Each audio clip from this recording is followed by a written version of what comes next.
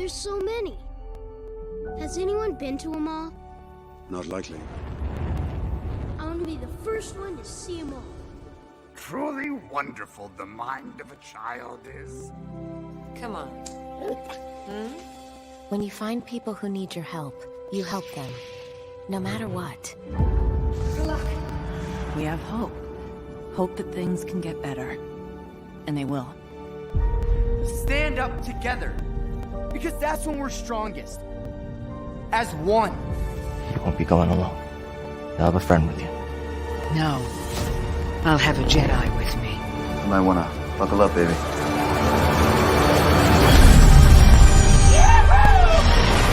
Rise in the Force. Take care of us, little one. It'll take care of you. We had each other. That's how we won. The Force is strong in my family. Its energy surrounds us and binds us. What is it they've sent us? Hope.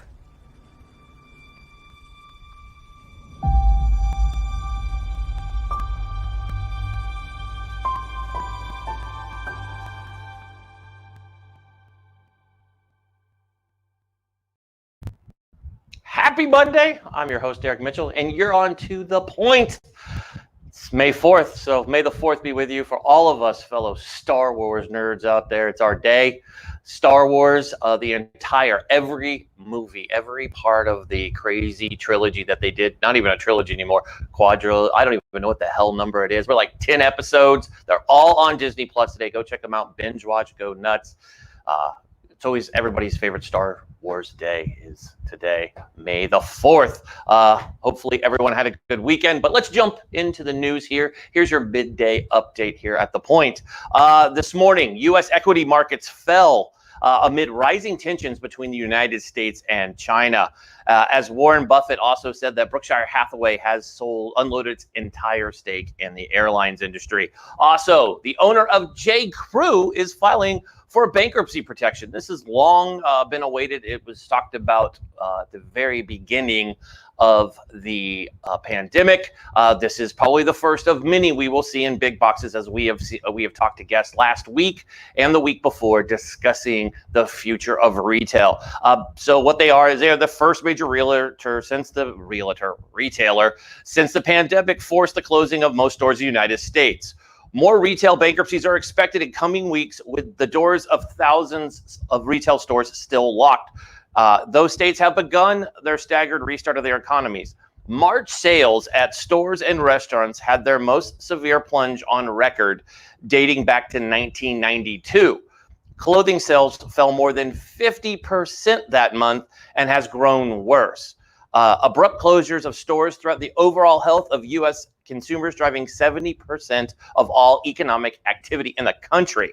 As some states loosen their lockdown restrictions in a bid to set the nation's battered economy on the road to recovery, President Trump endorsed a state-by-state approach while predicting during Fox News had a virtual town hall yesterday with the president that the coronavirus vaccine would be available by by December. I wish Tuesday, wouldn't that be wonderful? President Trump said, I think we'll have a vaccine by the end of the year. He said he was very confident in the assessment. We'll have a vaccine much sooner rather than later. Always the president. We got to give the guy, he's always positive. We'll give him that. Always the positive guy, even in the bad news. I think he's the guy telling you everything will be fine, even if the building's on fire.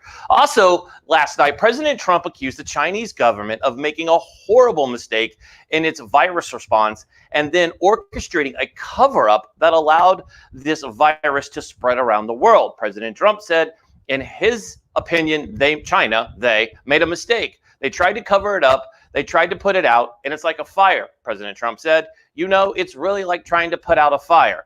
They couldn't put out the fire. Very true statement. It did grow. It's everywhere and only getting worse. The White House did say on Sunday that 2.2 million small business loans worth an estimated $175 billion has been doled out so far in the second round of the Small Business Administration's Payroll Protection Program, otherwise known as PPP. The average size of the loan was about $79,000. The agency started sending out its second round of payments on April 27th, just days after Congress passed this. Also jumping into the mix, former President George W. Bush on Saturday called for an end to partisanship in the nation's continued battle against the coronavirus. He urged Americans to remember that empathy and simple kindness are essential, powerful tools to our nation's recovery. The former president shared a 3-minute video on Twitter Saturday urging Americans to overcome the partisanship after outlining the importance of spirit and sacrifice. Here is the video.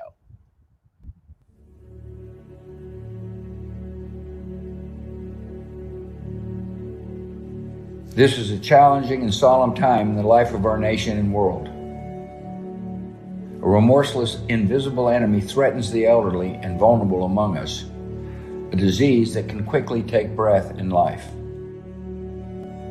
Medical professionals are risking their own health for the health of others, and we're deeply grateful. Officials at every level are setting out the requirements of public health that protect us all, and we all need to do our part. The disease also threatens broader damage, harm to our sense of safety, security, and community. The larger challenge we share is to confront an outbreak of fear and loneliness, and it is frustrating that many of the normal tools of compassion, a hug, a touch, can bring the opposite of the good we intend.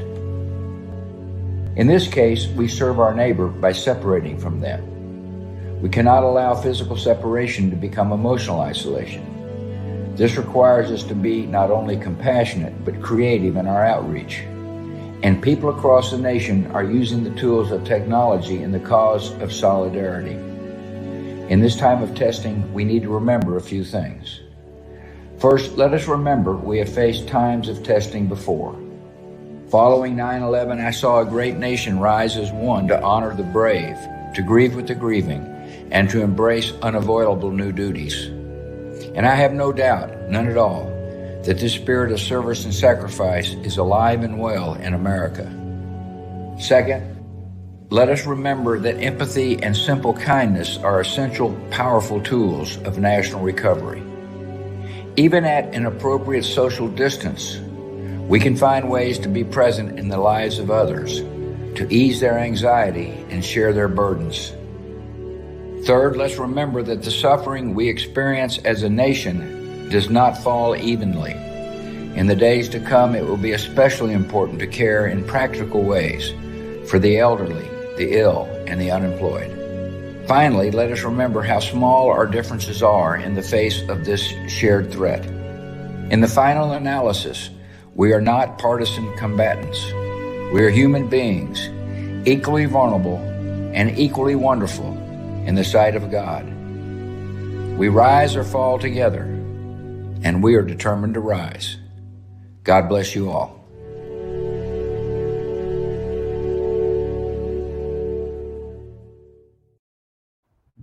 If that doesn't hit you in the feels, I don't know what does. Amazing video from a fabulous president from a wonderful family. As of Sunday morning, that video had racked up already 4.5 million views, less than 24 hours after it had been tweeted.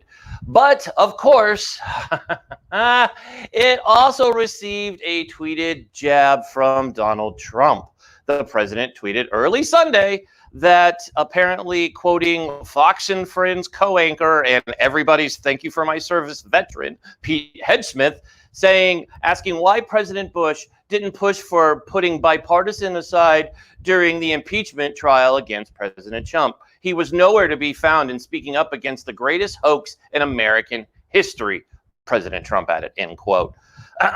The 43rd president did not publicly comment on the 2 approved articles of impeachment the House passed against President Trump in December of 2018, but other members of his family have criticized the president, including former First Lady and his mother, Bush, who said 2018, she did not consider herself a Republican anymore because of Trump's rise in prominence. So there you have it. We got some bickering between presidents. I'm going to take President Bush for the win. At least he doesn't have bone spurs and not serve.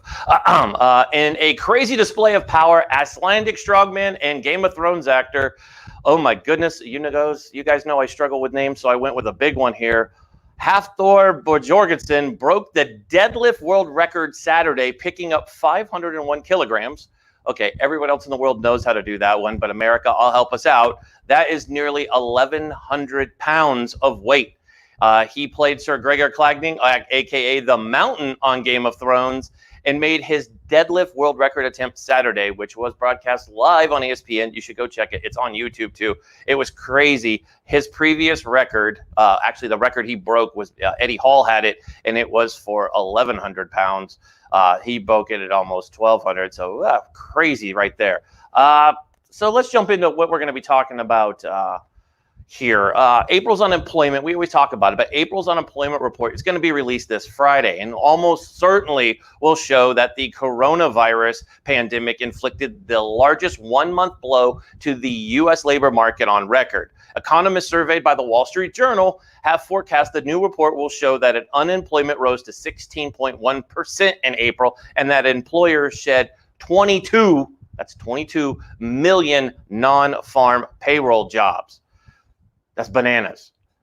And then finally, we've got a lot. We've got two things to continue on in the news. We'll go with this one first because we have a video to go with it. Unless you're living in a box, and the other thing that you don't hear about coronavirus is the allegations against former Vice President and current 2020 Democratic nominee Joe Biden. Some allegations have come up against him. On Friday, in case you missed it, he appeared on MSNBC to defend his allegations. Okay, let's bring in the apparent Democratic nominee for president, former Vice President Joe Biden. Mr. Vice President, thank you for coming on the show this morning. We have a lot we want to ask you this morning. Okay. Joe and Willie will join in just a moment for questions on how you would handle this pandemic, the campaign, and other news of the day. But at the start, it's just going to be you and me, and I want to get right to the allegation made against you by Tara Reade. So the former Senate aide accuses you of sexual assault. And please, to our viewers, please excuse the graphic nature of this, but I want to make sure that there is no question as to what we're talking about. She says in 1993, Mr. Vice President, that you pinned her against the wall and reached under her clothing and penetrated her with your fingers. Would you please go on the record with the American people? Did you sexually assault Tara Reade? No, it is not true. I'm saying unequivocally, it never happened. And it didn't. It never happened. So there you have it. He went on record, at least. We do see these politicians that don't go on record. It is interesting. On Friday after this interview, he did ask the Senate to release the records. Actually, this morning, right before we went on air, the Secretary of the Senate informed Vice President Joe Biden that it has no discretion to disclose the existence of a former aide, Tara Reade's complaint of sexual harassment against the senator in 1993. On Friday, just in case you're wondering, Biden wrote to the Secretary of the Senate, Julie Adams, asking that you take or direct whatever steps are necessary to establish the location of the records of this office, and once they've been located, to direct a search for the alleged complaint to make public the results of the search.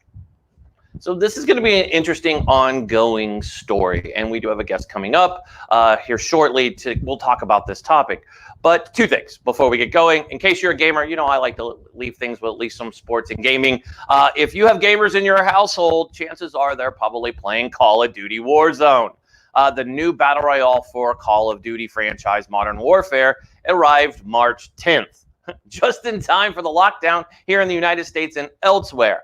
It's become the game of everyone's choice to take their mind off the pandemic. You could catch NBA athletes.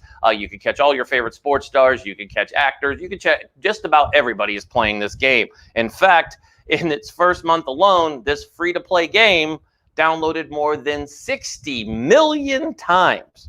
And that is the same number that Electronic Arts actually saw over their release of Apex Legends. And finally, on a sad news, today we lost NFL Hall of Fame QB, not QB, but Hall of Fame coach Don Shula of the Miami Dolphins.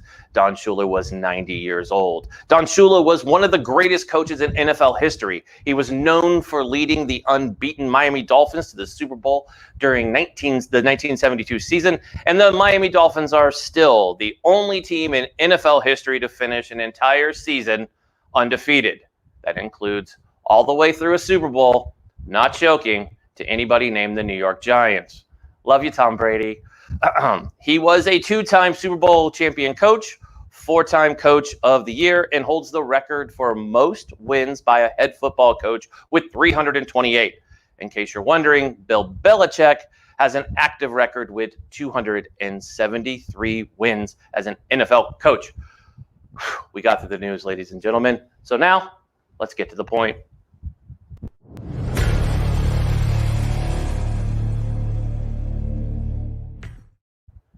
Awesome. So our first guest, we'll jump in here, is Rachel Perkins. Rachel Perkins is a commercial producer, and she films commercials around the Los Angeles and actually globally, but the two big locations, as everyone knows, is Southern California and, of course, New York. With over 20 years of production experience, Rachel has worked with some of the top directors and production companies in the business. This type of production boot camp, as she likes to call it, has given her the skill set to create an energetic, solution-based environment toward all aspects of any size project and budget. When she's not making movie magic or making movie magic producing, you can find her on a racetrack or honing in her listening skills, improving it to the Upright Citizens Brigade. And not only is she an awesome producer, but she's also my sister, in case anyone's wondering if we make any inside jokes and you're like, how do these two know each other? Rachel's also my wonderful sister that we haven't been able to see thanks to this pandemic. So welcome to the show, Rachel. Hi. Thank you.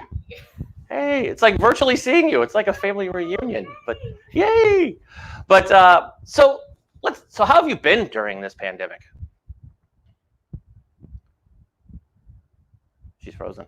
Riding the roller coaster. Yeah, it's a roller coaster. It's riding the waves of the ocean. It's highs, it's lows. But it's really been abundant and rich. Like, I'm really trying to see the gifts, because I think that when we come out of this, you know, if we utilize our time, you know, we are going to be better because of it, you know, because there's nowhere to go. I've got to sit with myself. You know, that's actually a gift, even though I'd rather go, you know, hang out. Absolutely. So let's talk about your industry. A lot of people are talking about the restaurant industry and retail, right? I led with that today, talking about the number of job losses and how hard the retail sector is taking this, with J. Crew just declaring bankruptcy this morning. But your field also has a lot of, I mean, it's been deeply affected. People aren't filming commercials right now. I mean, I know you and I spoke about this, and you shared that there's some people filming commercials in their house, but those certainly aren't going to be the commercials that we'll see making a lot of mainstream TV. How does this truly affect your industry? Like, how have you seen it suffer? You guys go from handling projects to now nothing. You all have a lot of spare time. How have you seen it? First off, like, what's your first experience? I mean, didn't you do a commercial for March Madness? I did, yeah. I did a Nissan campaign in January. We shot 5 days. It was an awesome campaign. I was super excited. My grandmother and grandfather went to KU, and we got to shoot at USC, not KU, but with the actual KU mascot, the Jayhawk, and the cheerleaders. So it was gonna be phenomenal. It was a really, really fun campaign. Yeah. Unfortunately, it's not gonna air because there was no March Madness. True. So, Rachel, break that down for folks at home, because people don't realize it. So you film a commercial. Obviously, people get paid to do that, and you hire actors. And so you guys get paid, but actors, they kind of they're on a different level when it comes to what they're getting and how they're taken care of. So I've heard somewhere that actors actually get paid on residuals on how the commercial performs. So obviously, being Nissan, who is a top tier sponsor for March Madness and other commercials that were also made for this, those actors actually lost out on a healthy chunk of money that they're probably used to making for doing these big commercials. Yeah, I mean, they do get residuals. They get residuals for how often it's aired. So every time it's aired, they get a certain amount of money.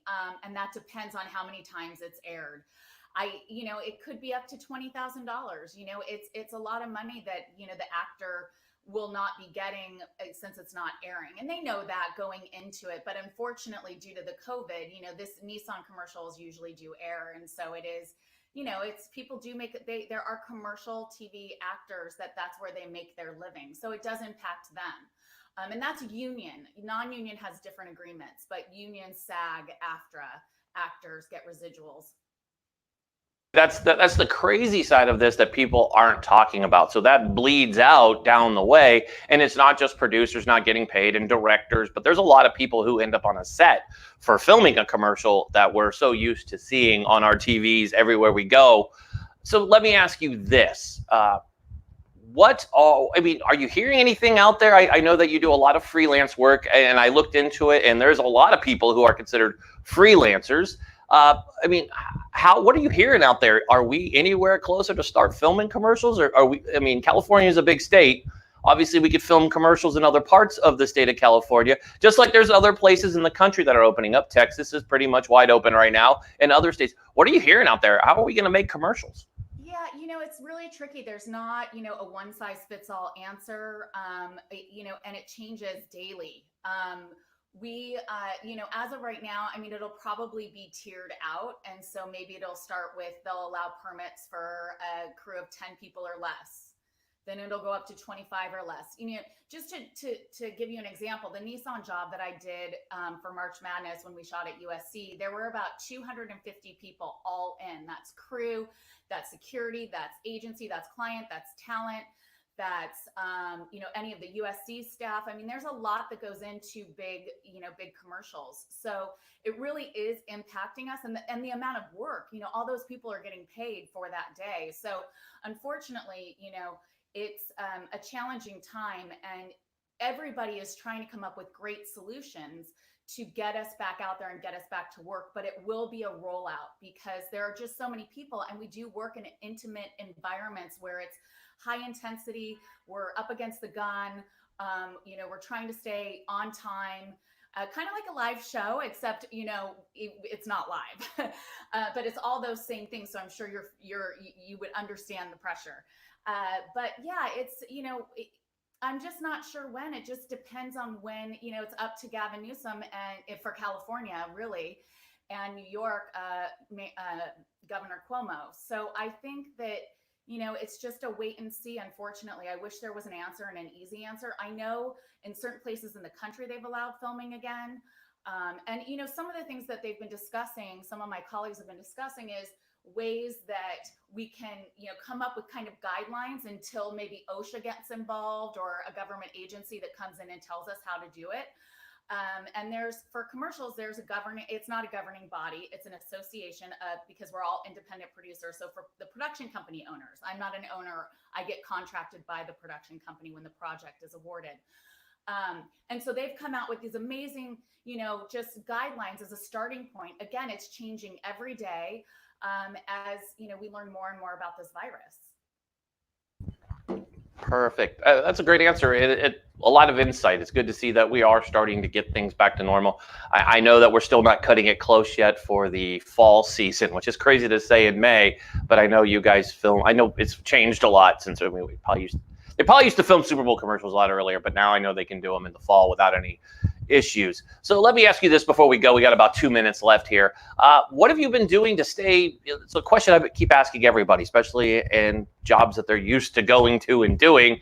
Suddenly have a lot of extra time on your hands. What are you doing to stay sane and continue instead of I always like saying discipline over distraction? How are you staying focused? Yeah, I have 75 things I want to share about this because I've had a lot of free time, I have to tell you.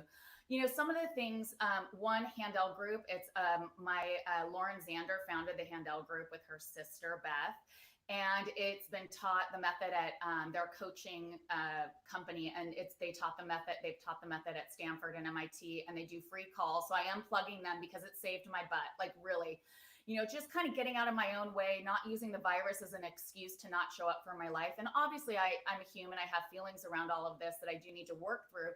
But it's really just about showing up, and it's like, okay, well, I don't need to shut down. I can be proactive. I can set a schedule. I can design my life. That's what they talk about. So, I've been designing my life, and it's been really, getting up and meditating, going for a run, and keeping it simple. Some days I just run for 20 minutes just so I can move my body. I want to plug also SkyTing Yoga in New York because they've been giving free classes live stream. I'm not working. It's donation based. So I make a donation, and that's awesome. And New York is like my home. So I love those teachers there. I know them. So that's been a gift. The sweatshop, Ryan Heffington does Instagram Live. He does these dance classes. Look him up. Like the energy of that, like it just keeps me light and happy and laughing and in my body. And, those are the things that we can do. And, honestly, being of service, I don't have kids in the household, and I don't have people over 60 in my household. So I'm going to go volunteer. I'm actually going today. Sean Penn started a nonprofit called Core, and they're part of the plan to get to filming, because I want to be part of the solution, is getting everybody tested in LA, and they're offering free testing at these drive-through testing sites. So I'm going to go today for a training session and make sure it's a good fit for me. But I think I'm going to start, volunteering, because they need volunteers. So if anybody needs something to do and you're in the LA area, coreresponse.org, and it will get the city going faster. And that's what we want. We all want solutions, and we want to get back to work. We want to get back to seeing, our friends, and it will be different. It's going to look different. And I'm okay keeping 6 feet, until I don't have to. Maybe it'll go back down. Maybe it'll go down to 2 feet, fingers crossed. But those are some of the things I'm doing. And seeing my family, like, thank God for you and mom and dad, and my siblings. It's like and all my friends, it's like without Zoom, I don't know what I would have done. So yeah, there's a lot of good. Absolutely. And, I want to thank you for coming on. If folks want to reach out to Rachel, follow her on social media. She travels the world when she is working. She's just an amazing photographer on the side, too. You get to see that. So you go check out her website to learn more about the projects that Rachel's worked on. And you can also find her on Instagram at Rachel Photo with FOTO1. There it is on the screen for you. So, Rach, I thank you so much for being our first guest today. Thank you for waiting. I love you, and be safe. Love you. Thanks for having me. No problem. Bye. Bye. It's always good to get a family reunion and an expert all tied into one. Damn, it's a good thing. So speaking of family, it wouldn't be a Monday if I didn't bring my Marine brother on to be our business mindset, to start your week off right. This is our business corner here. About 7 minutes of some deep thought from our buddy, George Bryant. George Bryant is a New York Times bestselling author and the highest paid digital marketing consultant in the world, by teaching his relationships beats algorithms approach to business. That's why he's on here, folks. Come on now. He has helped hundreds of the largest companies in the world ethically scale their businesses by deepening their relationships with their customers and creating transformational breakthroughs that help them accomplish their goals. He believes a company's financial success is directly dependent on the amount of value they share before and after a purchase. So let's welcome to the show my good bud, George Bryant. Happy Monday. May the 4th be with you, brother. I saw that. May the 4th be with you. Yes, I love it. I am a Star Wars geek, and I love every minute of it. Plenty of time to catch up on all episodes and watch the whole thing through. I don't like saying that I have this much spare time, brother. It's weird. So let's jump into this, right? People, here we are. What feels like 783 of quarantine. And businesses are quickly figuring out it's not business as usual. You probably heard at the beginning of the hour, I listed J. Crew. We've talked about retail on your past visit to the show, but we talked about J. Crew declaring bankruptcy, which I believe is just the tip of the iceberg for these big box stores that it's proven. I mean, come on. I'm not saying that certain companies are hurting because they're filling up my inbox. My wife and I looked this weekend on the couch. We were sitting here having a couch date, watching I'll plug it, the Chris Hemsworth movie on Netflix. Oh, I haven't watched it yet. Is it good? It's good. I mean, Extraction, right? It's just, all it is just a bunch of ass kicking. I mean, it's good. If you served, you're like, yeah. I mean, just a lot of beat downs. I mean, it's like love it. Jason Bourne on crack. So that's what you have for that. But it's always fun. But we were watching it and we noticed that our emails are plugged full of these big box chains telling us to go shop online. Yep. So that led me to think of you when it comes to relationships over algorithms. So many businesses have to change that, right? Before this started, we were all dependent, and I don't care what they say, of using social media as tracking us what we were doing and following you've heard it, the Facebook algorithm, the LinkedIn algorithm, the Instagram algorithm. Now there's something different. Like I said Friday, we're all shooting on the same hoop now. Yep. It's different. The playing field's set. So now they have to go build something called relationships. Yeah. Some businesses already had it, and some, and I'm naming you, United, Comcast, y'all still trying to figure out how to treat a customer. So let me ask you, what tips are you seeing? What advice can you give business owners to how to make it more of a relationship instead of treating folks like an algorithm? Yeah, I love it. And it's such a good question. And one of the things that I remind businesses of all the time is that people don't buy the best products, they buy the best relationships. And specifically in the world of retail and brick and mortar businesses, what we forget is that when somebody's actually in our store, we only have, somewhere between 30 seconds and maybe 15 minutes of interaction with that person. But their ability to come into the store wasn't because of that relationship. It was because of everything that happened pre-entering that store. Your relationship with social media, your relationship with your email marketing, your relationship with your advertisements and paid media. And one of the things that I help all companies with is understanding that there are no vacuums here, right? Like your Facebook isn't just your Facebook, and your Instagram isn't just your Instagram, and your store isn't just your store. They're all nodes in one big system that is leading a customer on a journey to get into your store. And so two things that I always focus on. Number one is congruency. People need to know that when they see your Instagram post and they see your Facebook post and they hear you on a podcast and hear you on a radio ad and see you in an advertisement, that it matches the entire brand and is congruent to the experience that they're going to get in the store or even on your website. Because they might be on Instagram for 45 days and see your ad 3 times and then catch a Facebook Live and then they come into your store. Or they might hear you on a podcast and then 3 influencers reference you and then they come make a decision. And so you need to make sure that you as a business owner are congruent. You know who you are, you know what you do, and you know who you serve, and that all your employees, all your influencers, all your affiliates, and anybody that ever represents your brand has that same understanding, so that every single touch point a customer or potential customer has with your company is only doing one thing, and it's moving them one step closer to you. And then the second thing is, don't make the relationship with your customer predicated on a credit card transaction. Like, can you imagine if you walked into Apple and they're like, you can only come in if you promise to give us your credit card? You know that 90% of that store is people playing with devices, seeing if they want it, how are they going to afford it? And some people come into that store 30 times before they make a purchasing decision. Or, you're not allowed in the shopping mall unless you can guarantee us and tell us exactly what store, what you're going to buy, and how much you're going to spend. People do that online. People take that experience that makes no sense in person, but yet they do it online and expect a positive result.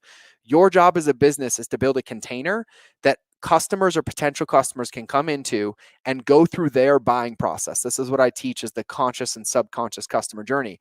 What's really happening is that your potential customers are collecting evidential touch points to feel safe, so they don't have buyer's remorse, so they don't have guilt, shame, fault, or blame, and they're able to make a decision and a purchase to move forward. And so ensure that as your business is here, wherever your business is, retail or digital, and wherever your presence is, that you're going above and beyond to be in a relationship with customers, knowing that they might not buy right now, but if you nurture that relationship, they will buy in 7 days or 70 days or even 7 months. And you'll capitalize on the 86% of marketing that is word of mouth, because somebody comes into your store or onto your website or onto your social media and you help them even if they don't buy. You didn't just not get that sale. You probably gained 10 more, because that person will go tell all their friends about you, your brand, how you help them. And that's how scale really, really works. And it really is predicated on the value of that relationship. So 2 things. Number 1, make sure you're congruent everywhere and everything that you do, so that no matter where a customer sees you, finds you, or hears about you, it only brings them one step closer to you. And number 2, ensure that the relationships with your customers are not predicated on them having to spend money first.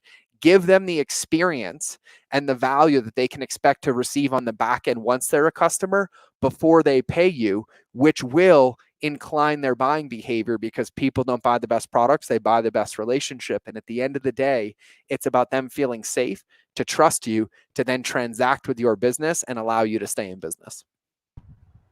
Like, everybody's probably got their heads down writing on this, man. It is recorded, so if you didn't catch everything he said, don't worry, it'll be a segment later today. You can go check out all those freaking golden grenades, as I like to say, that you threw out there. Dude, some knowledge right there. So that brings me to a question, right? We're talking about supporting small businesses more. I report at the top of the hour, over 127 million small businesses have been given a loan, averaging about $79,000, which is terrific for these small businesses. As we know, we've had businesses, and I'm sure we'll hear about the next round of big businesses that found a way to accidentally get big money. I'll name drop, Shake Shack, Ruth Chris, the Los Angeles Lakers, which was never hard to boycott them as a Blazer fan. It's natural to hate their guts. So it's like, cool, okay, made it easier. But so a lot of arguments I'm hearing on, well, Eric, I want to support small business, but it costs more money. I think that the way you're treated is different. We had Kurt Hoffman on Friday, and he owns 24. I said 24. I did 24 restaurants in Portland, which is a foodie mecca. I don't care if you think of all the other weird things you think of Portland. Our food is damn good. Yeah. I mean, it competes with those in New York. No, we don't have the best slice. I don't care what Chicago says. New York wins that hands down. But when it comes to small businesses, I'm more willing to spend extra to support the little guy. How does a small mom and pop shop put that out, word that in a way that they attract business? Yes, they're probably going to cost more because of overhead and things like that. But why should you really go support those smaller businesses? Well, quite frankly, there's 2 sides to this. Number 1 is that small business is what makes this world work. And we vote with our dollars every single day. Like, bankruptcy, like J. Crew filing bankruptcy is just for protection. They're going to reorganize assets. They're going to make sure that they keep some liquidity and protect themselves. And then they're going to protect themselves and be fine. They'll be reinvented. They'll be reinvested in, right? When you support small business, you're actually supporting the bloodline of this country. Because those big businesses wouldn't exist without these small ones, and we don't want monopolies to exist. So the first thing is that you have to understand that you are paying for a different experience. And when we think about it, you also have to be congruent in your life. Like, don't tell me that you drive a BMW and you're willing to pay for that, but yet when you go and you support a mom and pop, that you expect a BMW experience at like a Honda Civic price. And you have to understand that these big dudes and these big companies are cutting corners. They're importing, they're making, quite frankly, they're making bad quality control decisions. They're putting inferior products in. They're not supporting people, not giving good benefits, not putting the best labor. And I'm not speaking across the board, but it is something that happens because their entire business is, how can I save a penny at every single ounce so we can squeeze more profit? And then the mom and pop is, how can I add more value and help more customers and do the best that I can while supporting myself in this business? And so, whatever it is, whether it's giving attention, and if you can't go support them and buy them, promote them on your social, share with your friends, buy gift cards for them, like do things that help this go. Because at the end of the day, not one of us would only want to live in a world where all we can do is walk into big box retailers or one company owns everything. And quite frankly, let me remind everybody, every time that comes close to happening, we get up in arms as a company. Oh, they have a monopoly. They're driving up the prices. We don't have choice. It's an inferior product. And that's what happens when we don't support small business, is we allow those big guys to play that game. So by supporting small business, you get a better experience. I guarantee you that you'll get better results because you have that one-on-one, but you're also ensuring that you give yourself voting power and choice in the future by not allowing these mom and pop shops to be put out of business and eliminating the competition that, quite frankly, keeps the big boys honest. And that's how I see it. I love it. And that's how we're going to end this, on a mic drop. That's how I see it. As always, thank goodness we have you every Monday to coming on here and dropping the relationships over algorithm segment where we're helping business owners out there listening to the mind of George, truly the lighthouse when it comes to building businesses. If you're a small business owner, obviously go to mindofgeorge.com, find him on social. I love his Instagram. Go check him out over all social. It's George Bryant. Go to mindofgeorge.com to learn more. Sign up for his courses. They are worth most of the time they don't cost anything. Most of the time they don't. And the podcast is free. Podcast is free, so you want to go check it out. But again, if you can't do anything, at least you know every Monday he's here with us to get to the point behind the business measure. So George, I appreciate you, bud. We'll see you next Monday. Honor, brother. Have a good day. I'll see you next week. Hey, bud. We're jamming right through. So we're bringing out my next guest. You've seen her on here before. So she's a returning guest, and she is a regular with our friends over at Liquid Lunch. John Tobacco's amazing show. She was just on last week. Usually she comes on like right after she's been on. She comes on our show, so we keep her really busy. But Jennifer Bohr Cuevas is coming on. She's a licensed clinical social worker with over 25 years experience working with children, adolescents, and families. Her areas of specialties are children and adolescents. I swear I just want to curse. Adolescents with developmental disabilities, autism, chronic illness, mental illness, anxiety, depression, and trauma.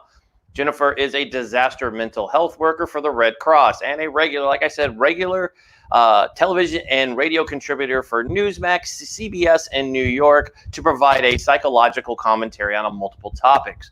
Welcome to the show, Jennifer. Hello, how are you? Good. Sorry, we're running a little behind today, but hey, thank you for sticking around with us and letting us kind of do our thing. So I led off the show, well, near the beginning of the news, we were talking about Joe Biden. Yes. And it kind of falls under this Me Too movement in a different way, right? We've seen it with the Kavanaugh confirmations. We've seen it obviously in 2017, 2018. It was rampant in Hollywood. We've seen Kevin Spacey, Harvey Weinstein, who that dude's like a cockroach. He won't die, but he's having a miserable time in prison. Thank God they haven't let him out. But we've seen it go back and forth. Now we have these new allegations from Tara Reid, and we saw Mr. Biden's response. What's your thoughts on this? Like, this is a big deal, right? And you've probably watched and studied his body language like I do. And I don't know, Biden just kind of comes across like, I don't know if I want to believe him. Like, I want to think like, hey, like, I always want to look for the good in everybody. I mean, even, okay, not Nancy Pelosi or Adam Schiff, but other people I will look for the good in. I love to look for the good, and I want to look for the good in Biden.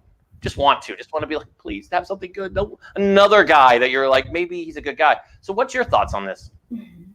Yeah, there's a lot to unpack here with Joe Biden. I see your point, Eric, because Joe Biden, I know people make fun of him for being touchy-feely, but coming from a big Italian family, I have plenty of relatives, male relatives, that are very touchy-feely, that remind me of Joe Biden.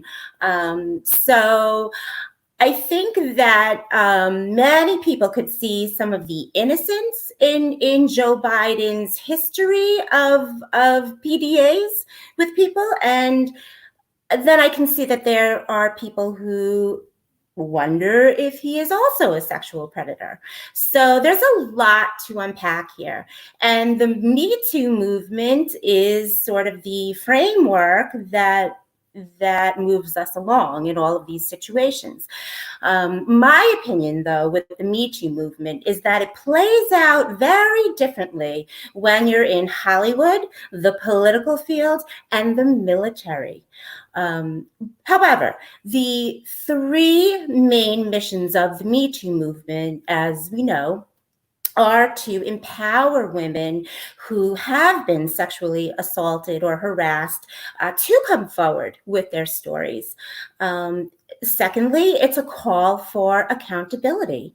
And third, it is a change in the mindset that women are lying about this. So that's what the Me Too movement is in a nutshell. However, it does play out differently in all the different in different arenas that I just talked about. With Harvey Weinstein, I did the Harvey Weinstein tour for months while he was on trial. And my feeling is that the Me Too movement, sexual assault, it almost comes out a little bit more black and white, I think, in the Hollywood arena. But once you start tapping into the political arena, it becomes politicized. And that's what we see is happening.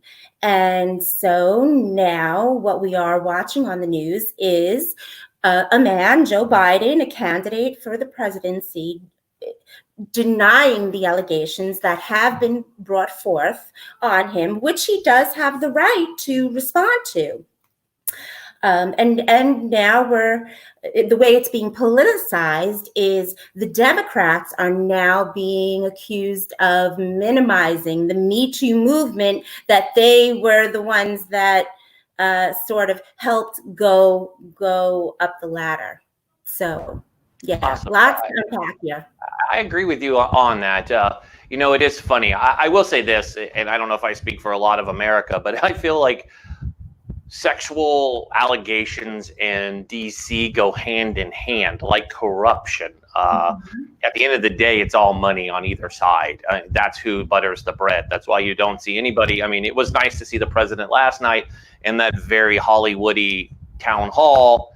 It was nice to hear him talk and speak up about China less than a few hours after he said he was happy to see the North Korean dictator up and well, which I don't know why we cheer on dictators. I'm like, nah, sorry, not my thing. It's why we don't see eye to eye there, Mr. President. But, you brought up the military. And of course, that's another topic that we're going to deep dive into this week with a couple guests, but we'll start with you. The Pentagon released a report on Thursday stating that sexual assault and sexual harassment is still at record levels within our military. This isn't something new. It's kind of like the allegations that were against Harvey Weinstein. These were decades old allegations. Even some presidents have gone through this. Even our current president has allegations against him from way, way back.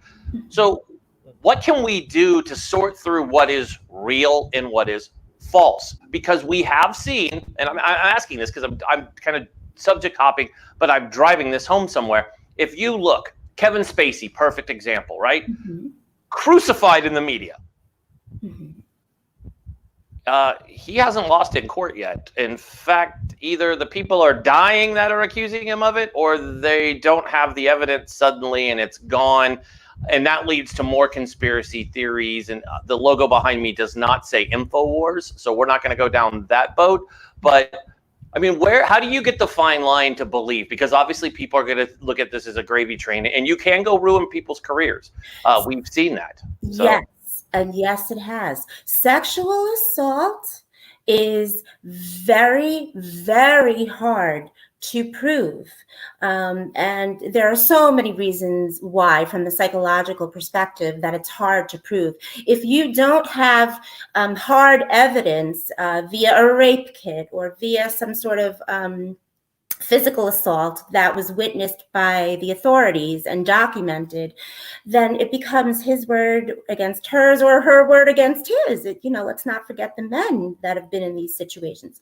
However, it's very hard to prove. And also, too, the thing that gets tested during trials of assault or the investigations are the memories of the people that are the plaintiffs, the people who were allegedly violated. The sensory memory and their factual memory are two very different things. And when somebody truly is assaulted, it's a trauma. And then the trauma memory is what kicks in. And that's what gets tested. And a lot of times in whatever court it is, the court of law, the court of the military, in politics, a lot of accusers are thought to be either lying or are not remembering accurately, even though maybe something did happen, but it wasn't enough to, to prosecute somebody.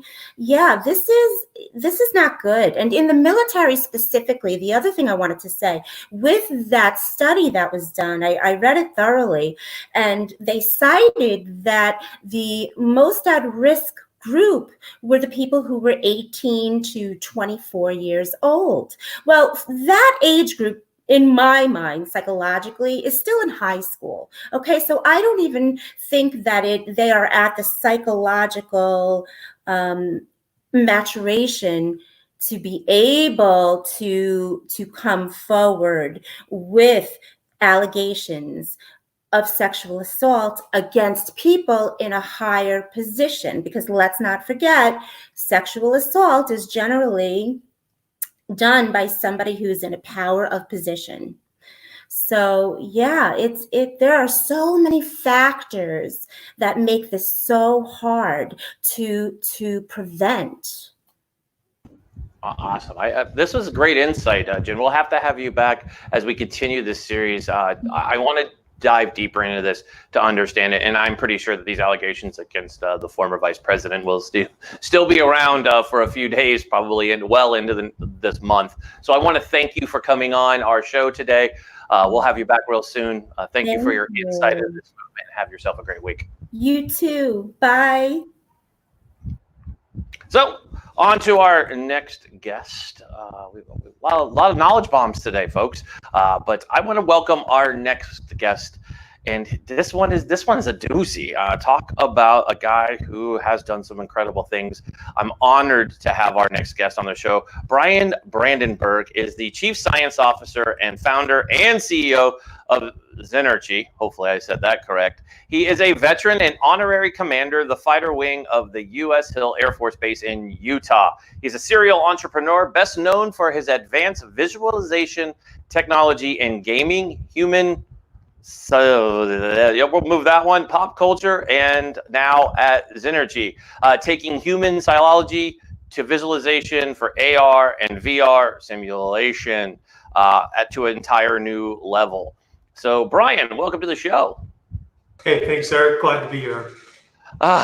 You got some titles there, my friend. You have an amazing, your background in gaming is second to none. I will tell you that. So it's impressive. Again, great to see a veteran doing amazing things. I'm a huge fan of anybody who's served, no matter when we serve. It's great to kind of, as you go down the chain, see amazing leaders and creative minds that come out of our military. So thank you for your service.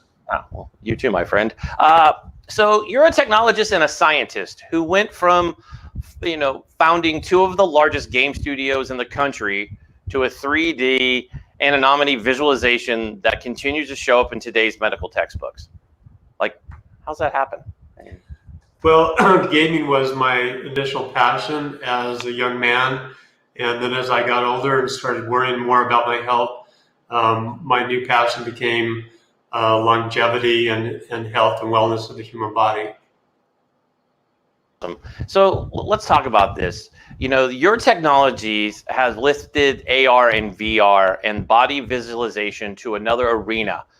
And with your new company for the medical industry, STEM and audutainment. I don't even know half these words that are written here for me. So this is huge for a Marine to be tackling big words. But anyways, and in the midst of this coronavirus or the COVID pandemic, you've successfully pivoted to the priority of online education first with your announcement late last week, which we covered on our show, of your partnership with Keras Learning and your first product visualization product shipping next month.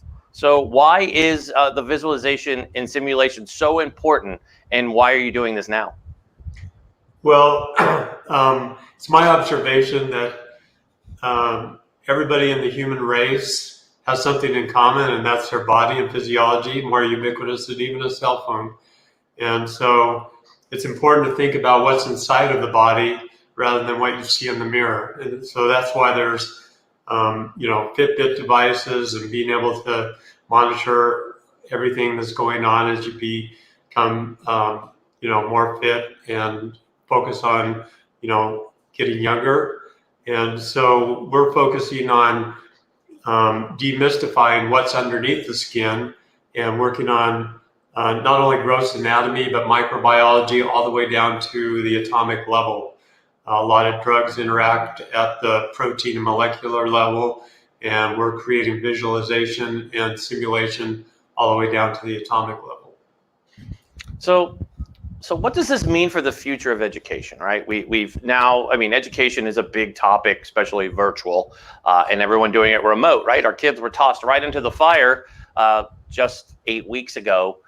And to have in my household, we actually have 4 people actually doing Zoom calls. And I think it's funny, the people most frustrated with the Zoom calls happen to be 13 and 15 in our household, not in their 40s, which I'm proud of that because we're just used to it. They're getting used to it. And it's funny to hear, we had to throw Tevin out of the meeting today because he was wearing a Halloween mask and dancing around, things that we don't see in our meetings. But so what does this mean for the future of education?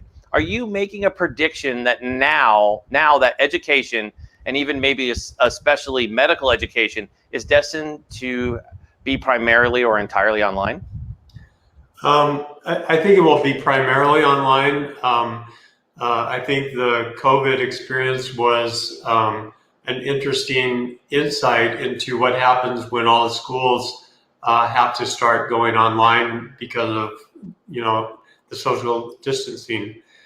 And if you look at what's happened with video games over the last few decades, they've gone from running on your desktop to being streamed in from the internet, and allows you to update them and add new features and so on. With the kind of computing power that is in almost every home, it gives a great opportunity to produce once and broadcast to many.